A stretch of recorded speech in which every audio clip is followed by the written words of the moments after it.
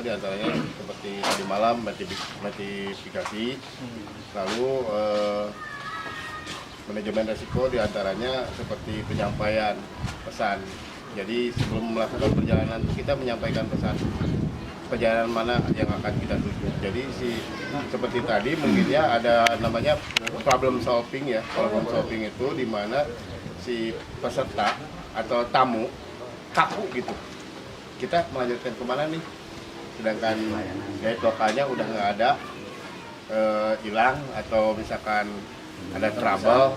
Jadi kebayang nih kita mau kemana nih arahnya, apalagi dengan kondisi mangrove itu kan macam-macam jalan tikus lah istilahnya ya. Jalan tikus.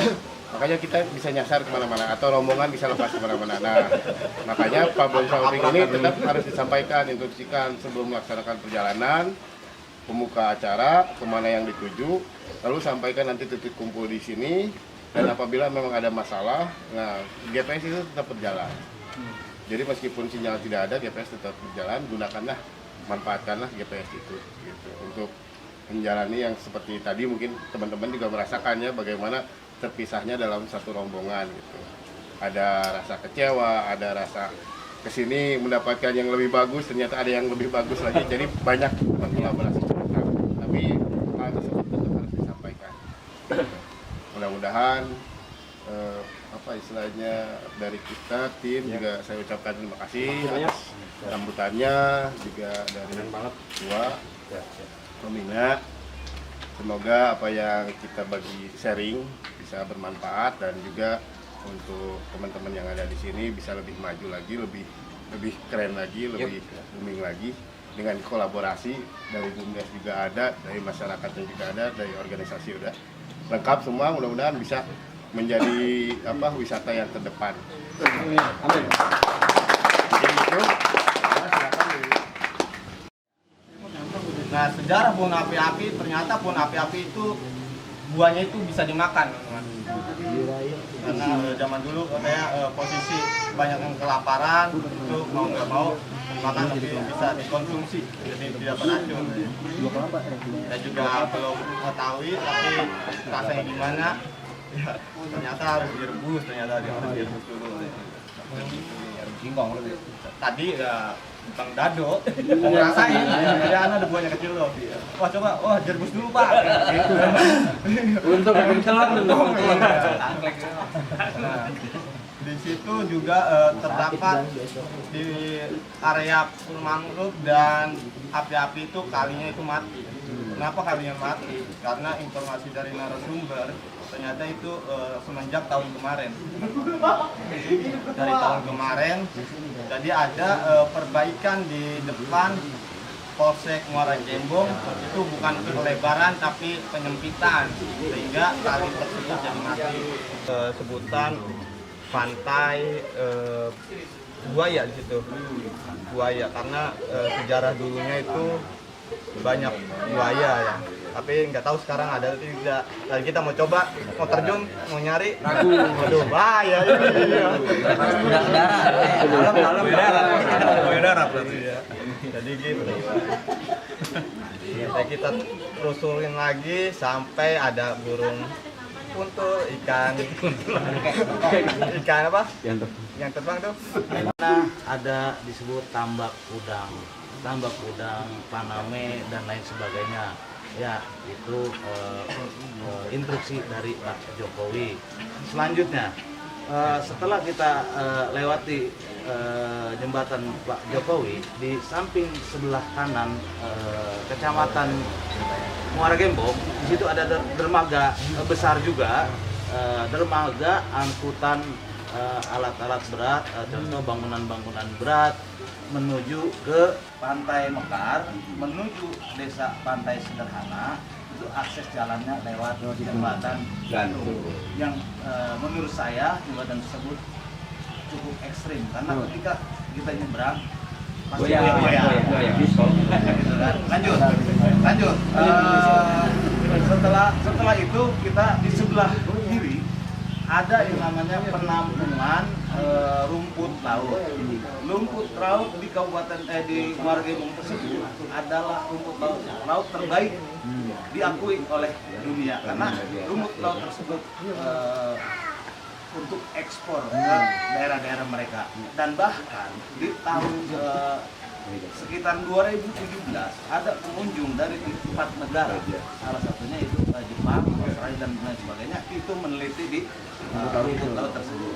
Next, kemudian setelah itu berarti kita sampai ke dermaga. Nah, ya dermaga. Sebelum dermaga sebelah kiri, saat ini kan ada rest area.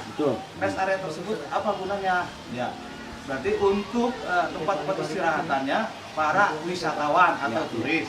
Ya, sekarang ini sudah tersedia di sebelah kiri. Sebelah kanannya berarti dermaga. Dermaga akses untuk menuju jalur hutan mangrove. Ya, hutan mangrove di situ bukan hanya satu jenis tumbuhan.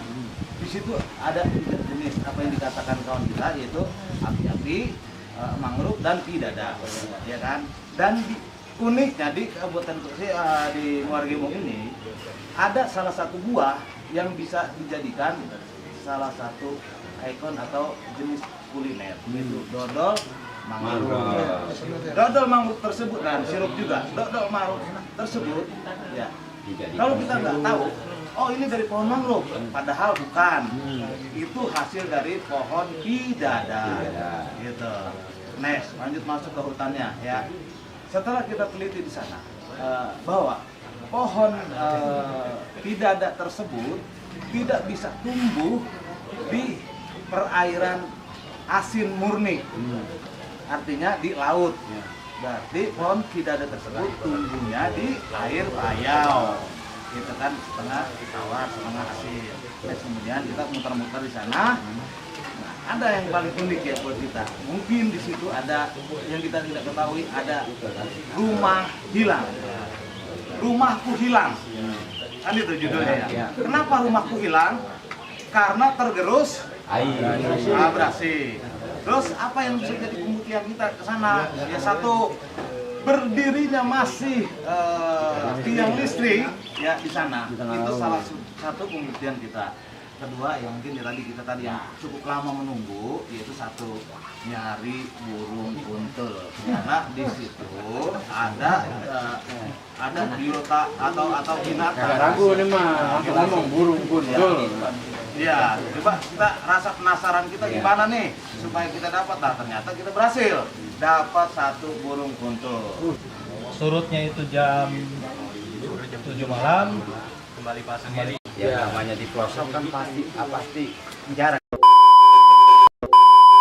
Dan ada apa sih namanya? Bang. Yang buat nanti kita ujian nyari mau ngambil duit kan ke situ. Nah, lanjut karena memang sudah diutarakan dengan 1, 2, 3 ya, di dermaga ya. Dermaga.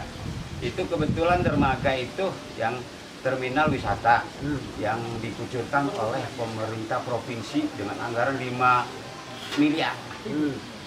Nah, itu tidak sesuai bangunannya. Ya, kenapa dihentikan? Karena tidak sesuai, harus dihentikan daripada nanti hancur. Ya. Itu Buang-buang kan makin banyak. Kan diceritakan sama kelompok 3 ya tentang bang itu tentang terminal ya.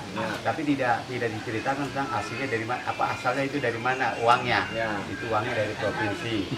Yang punya empang saya tanya, ini empang dari tahun berapa? Dibilang dari tahun hampir 7 tahun nih empang usianya. Terus asal mulanya gimana nih empang? Ya ini punya salah satu polisi atau kalau salah. Ini empang memang angker rasanya. Ya kalau memang nggak banyak katanya ada orang kalau itu diinjil gitu ya kan. Kita juga agak kaget. Terus ini lindung albinonya ini nggak pernah habis. Ini ada apa?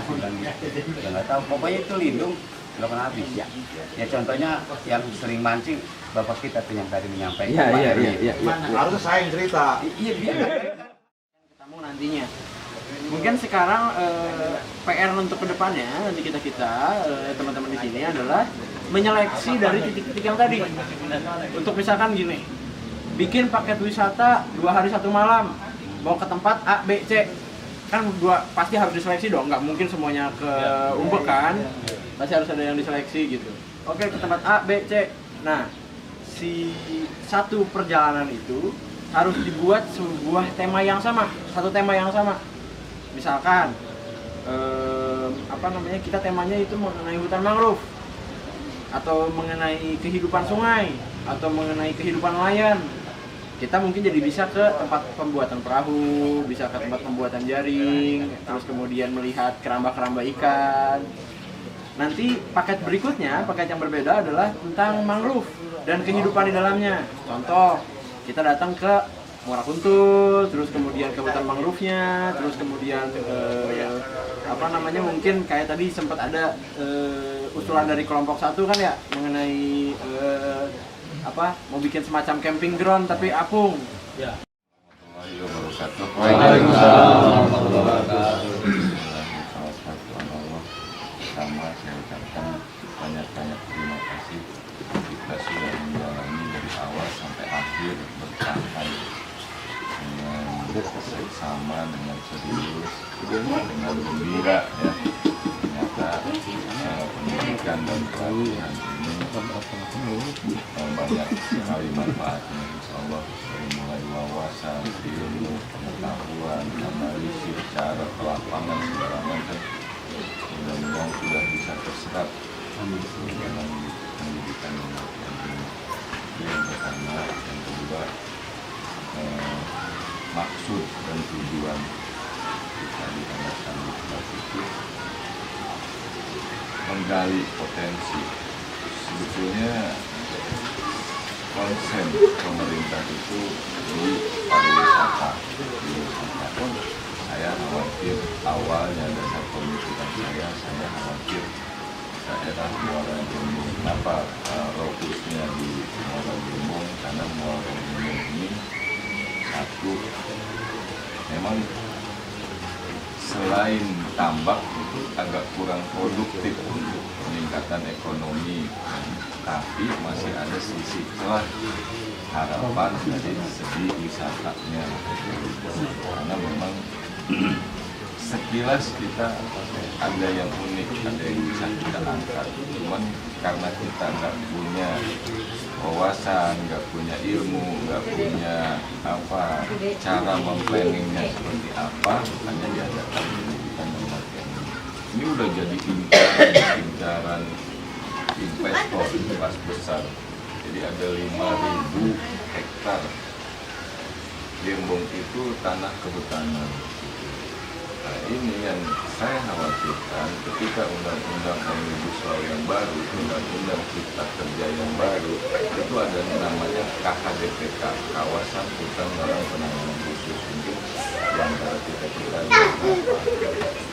intinya apa? Pengelolaan tanah kehutanan itu dari PT Perhutanan itu sudah diputus.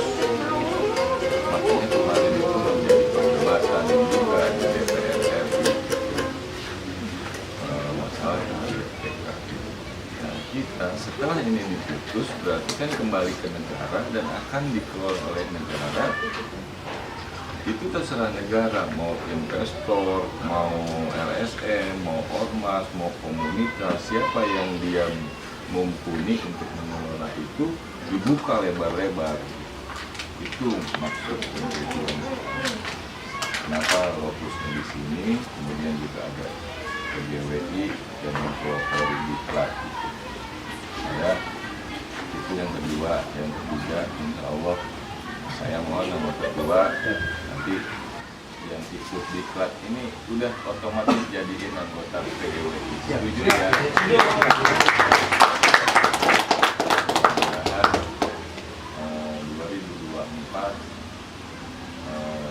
Ada kesempatan untuk memohon, meminta anggaran ke pemerintah supaya kita nanti perencanaannya itu untuk penataan destinasi wisata di Muara Gembong gitu. Insya Allah.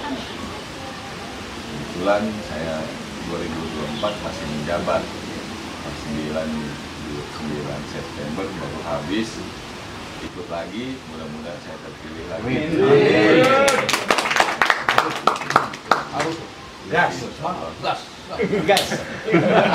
Ketua itu. Hidup ketua. Hidup. Takbir. Jadi saya udah Orang tua kayak gitu ya. saya udah bincang-bincang juga, udah saya kasih masukan juga. Setelah acara ini dibuat RAB, dibuat perencanaan yang bagus dengan judul penataan lokasi destinasi wisata Muara Gembong. Jadi tadi masukan peserta diklat juga bagus-bagus. Ada buaya yang hilang, kayaknya buayanya pindah deh ke darat.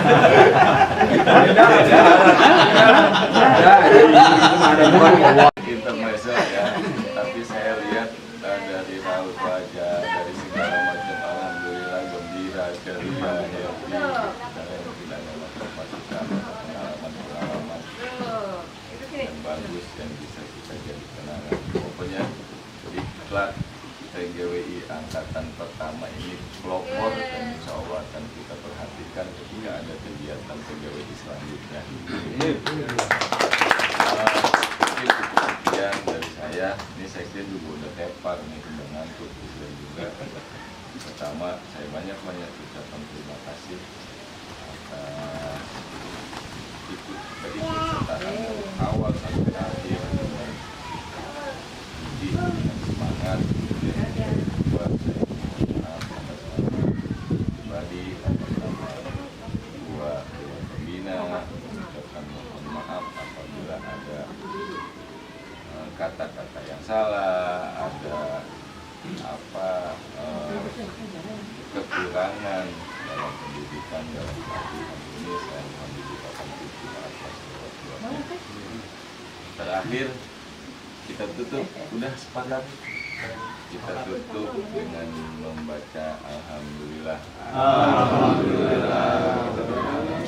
Sukses. Wassalamualaikum warahmatullahi wabarakatuh. PGWI juara. PGWI Indonesia. Bekasi berani. Makin berani. PGWI PGWI juara. PGWI Indonesia. Bekasi merdeka.